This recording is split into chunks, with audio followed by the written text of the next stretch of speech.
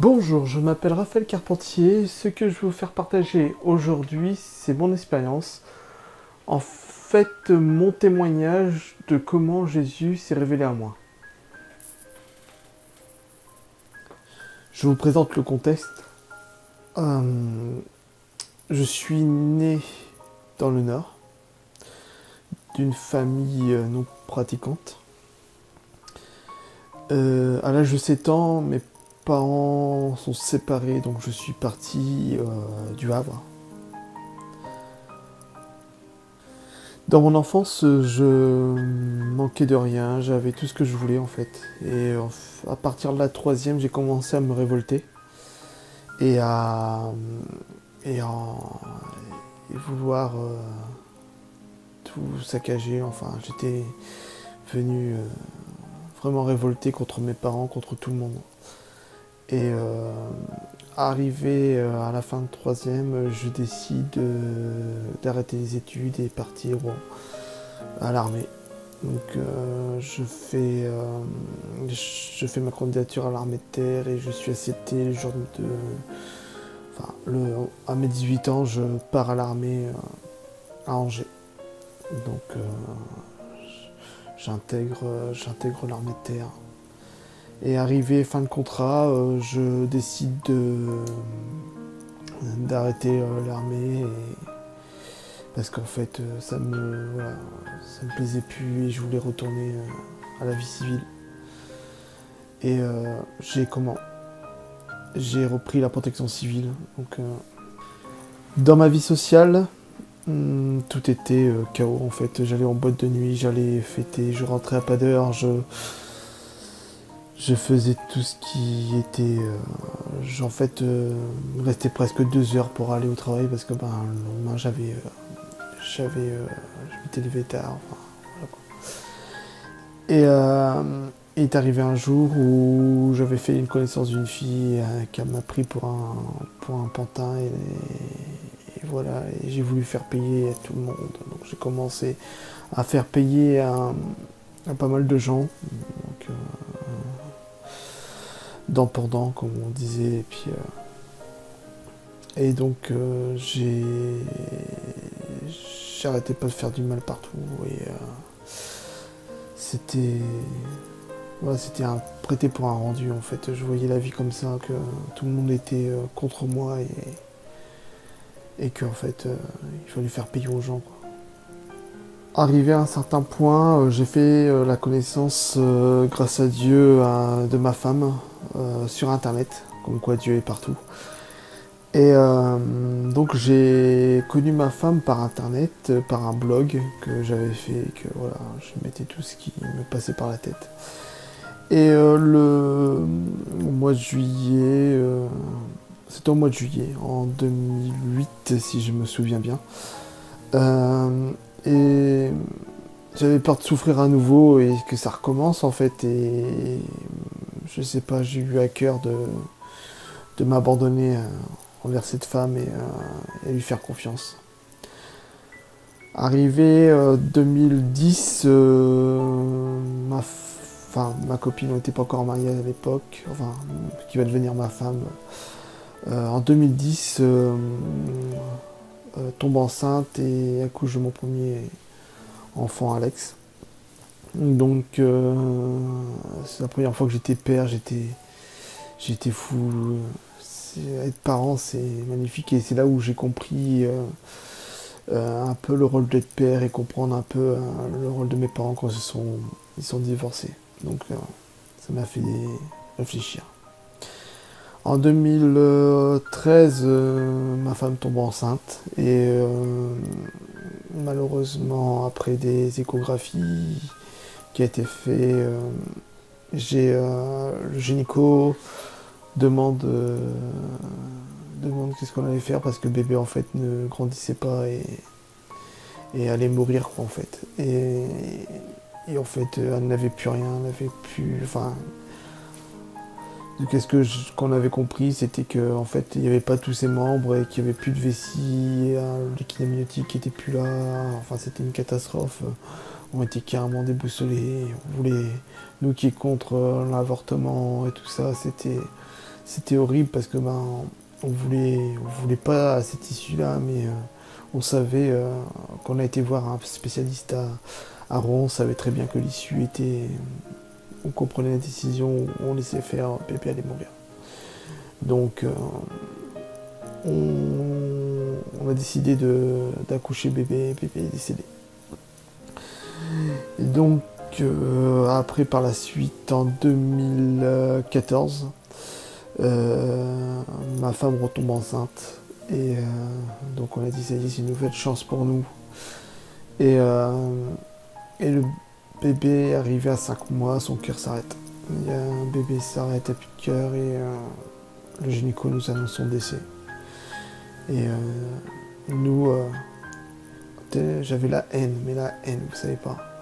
J'avais la haine. Puis il fallait bien chercher un coupable. Donc on a pris, moi j'étais à la facilité, c'était Dieu le coupable et qui s'acharnait sur moi. Je sais pas pourquoi, mais il s'acharnait pas sur moi parce que voilà. Et si vraiment il était Dieu, il devait subsister, mais bon. Dieu m'a pardonné de ses péchés. Et donc, quelques mois plus tard, ma femme tombe enceinte. Et là, j'avais peur, parce que je m'étais dit, ça y est, ça va recommencer, on va recommencer dans les galères, 2 fois, 2 bébés décédés. Je voulais plus en entendre parler, ressouffrir dans le même... puisque je les avais eus dans les bras, et voilà, je voulais plus comment repasser. Bon, ma femme tombe enceinte.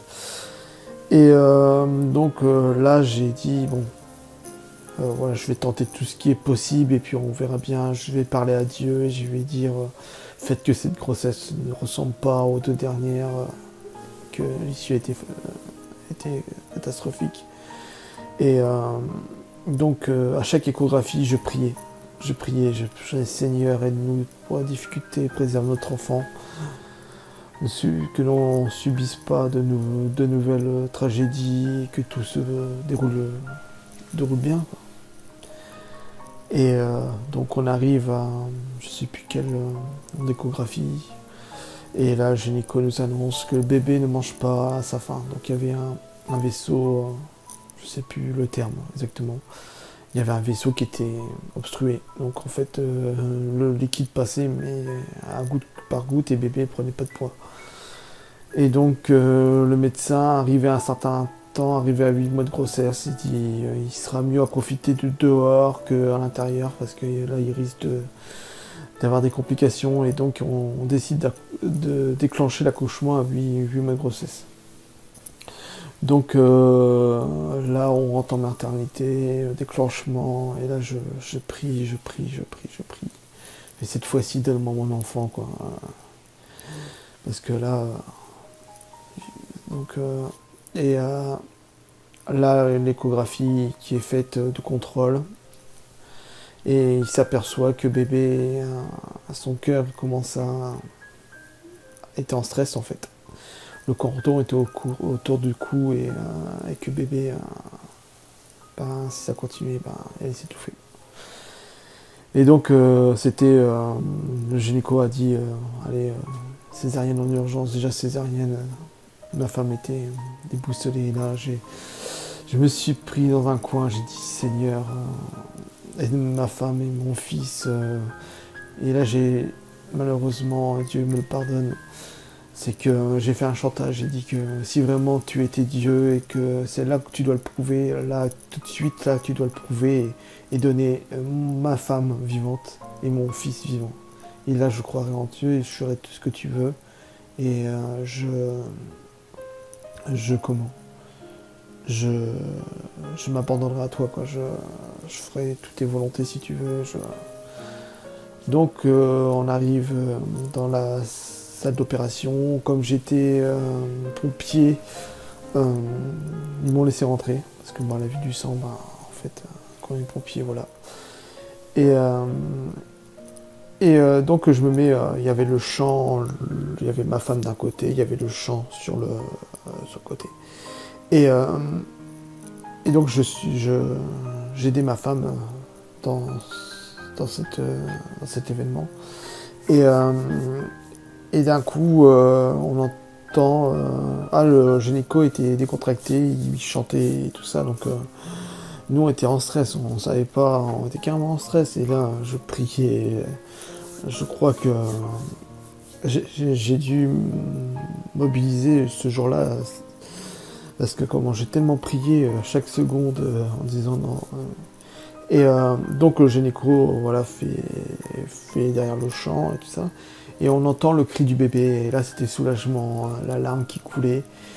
Mais dans ce moment-là, en fait, je me suis aperçu qu'il y avait eu 2 naissances en fait. Il y avait qu'un bébé, mais en fait il y a eu ma naissance aussi. Ma naissance en fait, que Dieu était là et qui avait fait un geste pour dire coucou, je suis là et que je t'abandonnerai pas, quoi. Et dans ce jour-là, j'ai dit je tiendrai ma promesse, le fait que tu as tenu ta promesse, moi je vais tenir la mienne. Et donc en fait, bébé, nickel, perte de poids. Il avait une petite courbe comme ça, tout début, comme en fait il est arrivé. Ils ont jamais vu une courbe comme ça sur son cahier de santé, quoi. Et donc en fait on rentre avec bébé. Et après là, j'avais rien dit à ma femme, j'avais pas dit que je priais, que j'étais vachement réticent avant, j'étais athée, et vraiment athée, quoi. J'étais vraiment réticent et arrivé à... Et là j'ai commencé à prendre des informations sur internet. Internet c'est pas forcément fiable, mais... Et j'ai tombé, à un moment j'ai un peu abandonné, enfin entre guillemets, et j'ai vu une vidéo sur YouTube, sur Facebook, du Frère Cospial qui évangélisait dans un travail. Et puis je m'étais dit, c'est un signe parce que en fait, je veux pas abandonner ma promesse, et si j'ai envie de changer et de montrer que voilà que je suis prêt à le recevoir, il faut que je lise au moins la Bible, que je me documente fortement, donc j'ai pris. Au tout début, je regardais la Bible sur Internet, mais c'était pas pratique parce que c'était pas intime. Et donc en fait, j'ai acheté une Bible second, en fait, en français courant, et j'ai lu. J'ai lu. Au tout début, l'Ancien Testament, ça a été un peu dur. Mais après, quand j'ai vu que sur YouTube, qu'il fallait commencer par le Nouveau Testament pour que ça soit plus facile pour moi, donc j'ai commencé par le Nouveau Testament et j'ai commencé à regarder des DVD sur la vie de Jésus, avec la Passion du Christ. J'ai vu pas mal de choses. J'ai vu des dessins animés. Je me suis acheté comme j'étais né à nouveau, j'étais un bébé, quoi, en fait, et il fallait que je me documente. Et en fait, je m'étais pris des dessins animés et puis je regardais ça, quoi. Donc je regardais ça. Et puis mon fils s'est interrogé parce que je regardais ça, et donc je lui ai dit viens voir avec moi. Et donc il a regardé avec moi, il m'a posé des questions, et comme moi je débutais, je voulais pas dire de bêtises. Alors je me documentais, et puis le lendemain je lui disais la réponse, et puis j'étais tout fier en disant voilà, quoi, j'ai pu apporter ma petite pierre à l'édifice. Et donc là actuellement, je suis en études bibliques. J'ai abandonné mon boulot, enfin j'ai quitté mon boulot pour commencer un peu à consacrer ma vie à Dieu. J'ai en train de faire des études, l'étude biblique, pour comprendre un peu tout ce que j'ai raté. Donc j'ai des fascicules, et je bûche, je lis la Bible le plus souvent possible. Je vais dans des groupes de Facebook qui édifient Dieu. Là, récemment, là, ça s'est pas encore passé, on est le 24 août. Et donc je dois aller pour la première fois à l'église évangélique, protestante évangélique de Tréport. Je me sens rassuré, de toute façon Dieu est avec moi, donc s'il m'a poussé, c'est qu'il y a une bonne raison. Et donc je prends la vie vraiment maintenant, je suis devenu calme, je suis devenu compréhensible, et voilà, il y a des choses qui me passent au-dessus parce que en fait fait tellement de montagnes pour des trucs qui sert à rien en fait.